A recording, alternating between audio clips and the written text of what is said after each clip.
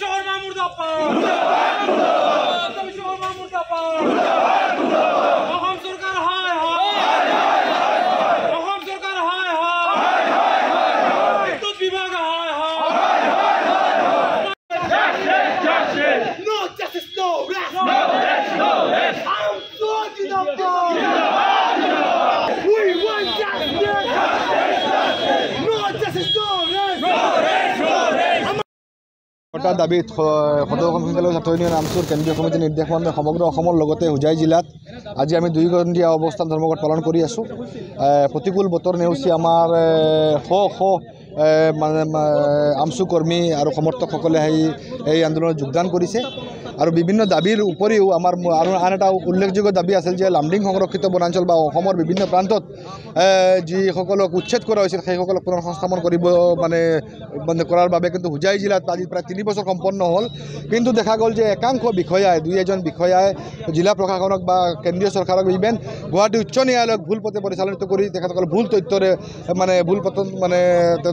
তেখেতসকলে ভুল পথত পৰিচালিত কৰি সমগ্ৰ পুনৰ সংস্থাপন প্ৰক্ৰিয়াটোক লেহেমীয়া কৰি ৰাখিছে আৰু এক আউল লগাব বিচাৰিছে। আৰু আমি ইয়াৰ পৰা স্পষ্টকৈ মানে ধাৰণা কৰিছোঁ যে ইয়াক এই লৈ এক মানে গভীৰ ষড়যন্ত্ৰ নিহিত হৈ আছে। গতিকে এই সংক্ৰান্তত যিসকল বিষয়াই চৰকাৰ বা উচ্চতম ন্যায়ালয়ক ভুল পথে পৰিচালিত কৰি আছে সেইসকলৰ বিৰুদ্ধে তদন্ত হ'ব লাগে আৰু লামডিং সংৰক্ষিত বনাঞ্চলৰ উচ্ছেদিতসকলক অতি শীঘ্ৰে মানে পুনৰ সংস্থাপন কৰিব লাগে। পালন কৰিছোঁ আৰু আমাৰে 6টা দাবীৰ ভিতৰত 1 নম্বৰে স্মাৰ্ট মিটাৰ বন্ধ হ'ব লাগিব। এই স্মাৰ্ট মিটাৰে আদানীক ধনী কৰাৰ ব্যৱস্থা যি কৰিছে আৰু আদানীক ধনী কৰাৰ উদ্দেশ্যে আমাৰ দুখীয়া মানুহক অসমৰ খাটি খোৱা মানুহৰ যিটো তেজ সুখী তেওঁলোকে ব্যৱস্থা গ্ৰহণ কৰিছে। আপোনালোকে জানে মদৰ দাম কমাইছে চৰকাৰখনে, বিলাতী মদৰ খুৰাৰ দাম কমাইছে আৰু স্মাৰ্ট মিটাৰত মানে বিদ্যুতৰ বিল বঢ়াইছে। তাৰ মানে কি যে খুৰাৰ দাম কমাই তেওঁলোকক যিবিলাক মদ্যপান কৰে তেওঁলোকক মানে সকাহ দিয়াৰ কাৰণে আৰু আদানীক ধনী কৰাৰ কাৰণে অসমৰ খাটি খোৱা মানুহক বিদ্যুৎ বিলৰ জৰিয়তে তেওঁলোকক মানে তেজ সুখী খাব দৰকাৰ হৈছে। গতিকে স্মাৰ্ট মিটাৰ বন্ধ কৰিব লাগিব। আমাৰ আগৰ যিটো মিটাৰ আছিল সেই মিটাৰ তেওঁলোক বাহাল কৰিব লাগিব। আৰু দ্বিতীয় কথা হ'ল আপোনাৰ অসমত জানে বিভিন্ন সময়ত অসমত বানপানীয়ে প্ৰলয়ংকাৰী বানপানী যিটো সমস্যা সৃষ্টি কৰিছে। আজি 2-3বাৰকৈ অসমৰ ব্ৰহ্মপুত্ৰ বৰাক নৈ উপনৈ আদিয়ে মানে বানত বহু মানুহৰ বেটি উচন হৈছে। স্কুল মন্দিৰ মছজিদ আদি কৰি সকলো উচ্ছেদ হৈছে উচন হৈছে, ব্ৰহ্মপুত্ৰৰ বুকুত জাহ গৈছে। কিন্তু চৰকাৰে এটা সত্যপত্ৰ প্ৰকাশ কৰি এটা লিষ্ট প্ৰকাশ কৰিব লাগিব যে কিমানবিলাক মানুহৰ অসমৰ মানে বৰাক আৰু ব্ৰহ্মপুত্ৰৰ বিভিন্ন নৈ উপনৈয়ে মানুহৰ বেটিৰ বাটি উচন হৈছে এটা লিষ্ট প্ৰকাশ কৰিব লাগিছিল। কিন্তু আজিলৈকে প্ৰকাশ কৰা নাই। কিমানটা পৰিয়াল ক্ষতিগ্ৰস্ত হৈছে আজিলৈকে প্ৰকাশ কৰা নাই।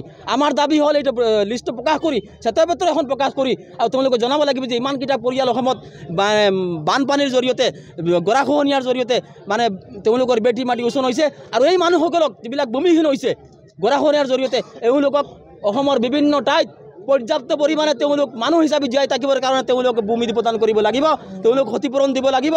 মানুহবিলাকৰ খেতি মাটি যিসকলৰ উচন হৈছে ক্ষতিগ্ৰস্ত হৈছে কৃষকসকলক তেওঁলোক ক্ষতিপূৰণ দিব লাগিব আমাৰ দাবী। আৰু এটা কথা জানে আপোনালোকে সমীৰ উদ্দিন আৰু এই আব্দুল জলিল দুজন মানুহক মাছমৰীয়া মানুহক বন বিভাগৰ কৰ্মীয়ে সম্পূৰ্ণ পৰিকল্পিতভাৱে 0 দূৰত্বৰ পৰা গুলীয়াই হত্যা কৰিছে। আজিলৈকে তাৰ বিচাৰ হোৱা নাই। গতিকে আমি দাবী জনাইছোঁ যে এই বন কৰ্মীসকলক এৰেষ্ট কৰি তেওঁলোকক ফাঁচী কাঠত উলোৱাৰ ব্যৱস্থা চৰকাৰে কৰিব লাগিব আৰু তেওঁলোকক দৃষ্টান্তমূলক শাস্তি যাতে অনাগত দিনত কোনো খাটি খোৱা মানুহক অন্যায়ভাৱে যাতে কোনো বন কৰ্মী হওক পুলিচে হওক কোনো ব্যক্তিয়ে হত্যা কৰিব নোৱাৰে হাৰাশাস্তি দিব তাৰ ব্যৱস্থা কৰিব লাগিব। আৰু এটা কথা জনাইছোঁ আপোনালোকে জানে অসমৰ বিভিন্ন ঠাইৰ পৰা সংখ্যালঘুসকলক একমাত্ৰ সংখ্যালঘু হোৱাৰ কাৰণে একমাত্ৰ মুছলমান হোৱাৰ কাৰণে তেওঁলোকক অসমৰ বিভিন্ন ভূমিৰ পৰা তেওঁলোক খাটি খোৱা মানুহ তেওঁলোক খেতিয়ক মানুহ তেওঁলোকে অসমৰ মানুহক মানে অন্ন শাক পাচলি যোগান ধৰে। তেওঁলোকৰ অবিহনে আমি শাক পাচলি খাব অভাৱত ভুগিব লগা হ'ব। তেওঁলোকৰ অবিহনে অসমত অন্নৰ অভাৱ হ'ব। সেই মানুহসকলক বিভিন্ন ভূমিৰ পৰা তেওঁলোকে উচ্ছেদ কৰিছে। সেই মানুহসকলক কি মানুহ হিচাপে জীয়াই থকাৰ অধিকাৰ অসম চৰকাৰে নিদিব নেকি?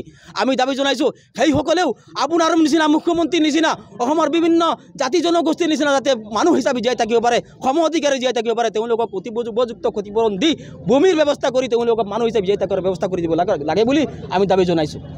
চাওক, অসমৰ প্ৰতিখন জিলা সমিতিৰ লগতে আমচু কেন্দ্ৰীয় সমিতিৰ নিৰ্দেশ মৰ্মে আমি হোজাই জিলা আমচুৱে জিলা আয়ুক্ত কাৰ্যালয়ৰ সন্মুখত 2 ঘণ্টীয়া অৱস্থান ধৰ্মঘট কাৰ্যসূচী ৰূপায়ণ কৰিছোঁ। সকলোৱে জানে যে এটা নিৰ্দিষ্ট জাতিৰ ওপৰত বাৰম্বাৰ ষড়যন্ত্ৰমূলকভাৱে আক্ৰোশমূলকভাৱে যি হাৰাশাস্তি কৰি আছে এই হাৰাশাস্তিৰ বিৰুদ্ধে বিগত দিনতো প্ৰতিবাদী কাৰ্যসূচী হাত লৈ আছোঁ আৰু আজিৰ দিন পৰ্যন্ত প্ৰতিবাদ অব্যাহত আছে। বিশেষকৈ দেখা গৈছে যে সংখ্যালঘু লোকসকলক চিনাক্ত কৰি ৰাজ্য কঁপাই যোৱা যি হত্যা জাহাংগীৰ আলমৰ হৈছিলে, সেই হত্যাকাৰীসকলক অতি শীঘ্ৰে কঠোৰৰ পৰা কঠোৰতম শাস্তি দিব লাগে আৰু জাহাংগীৰ আলমৰ পৰিয়ালক এককালীন 10 লাখ টকাৰ আৰ্থিক সাহায্য দিব লাগে। শেহতীয়াকৈ নগাঁৱৰ ঢিংচাপৰিত বন বিভাগৰ বিষয়াই 2জন ভাতৃ মুছলমান লোক সমীৰ উদ্দিন আৰু আব্দুল জলিলক হত্যা কৰিছে। সেই হত্যাকাৰীৰ লগত জড়িত বিষয়াসকলক দৃষ্টান্তমূলক শাস্তি দিব লাগে আৰু দুয়োটা পৰিয়ালক 10 লাখ টকাকৈ আৰ্থিক সাহায্য দিবলৈ আমি দাবী জনাইছোঁ। ৰাইজক যিধৰণে শক্তি বিভাগে হাৰাশাস্তি দিয়া আছে, স্মাৰ্ট মিটাৰৰ নামত চৰকাৰখনে যিধৰণে সিন্ডিকেট চলাই আছে, এই সিন্ডিকেটৰ বিৰুদ্ধে আজি ওলাই আহিছোঁ। স্মাৰ্ট মিটাৰ অতি শীঘ্ৰে বন্ধ হ'ব লাগে আৰু স্মাৰ্ট মিটাৰৰ নামত হাৰাশাস্তি কৰা শক্তি বিভাগৰ বিষয়াসকলক তদন্ত কৰিব লাগে আৰু শাস্তিৰ ব্যৱস্থা কৰিব লাগে। শক্তিমন্ত্ৰী নন্দিতা গাৰ্লুচাই যদি বিভাগটো চলাব নোৱাৰে অতি শীঘ্ৰে পদত্যাগ কৰিব লাগে। আৰু বিশেষকৈ হোজাই জিলাৰ লগতে অসমৰ বিভিন্ন জিলাত বানপানীৰ ফলত সৰ্বহাৰাৰ লোকসকলক অত বছৰে চৰকাৰৰ ফালৰ পৰা কোনো ধৰণৰ ক্ষতিপূৰণ দিয়াৰ ব্যৱস্থা কৰা নাই।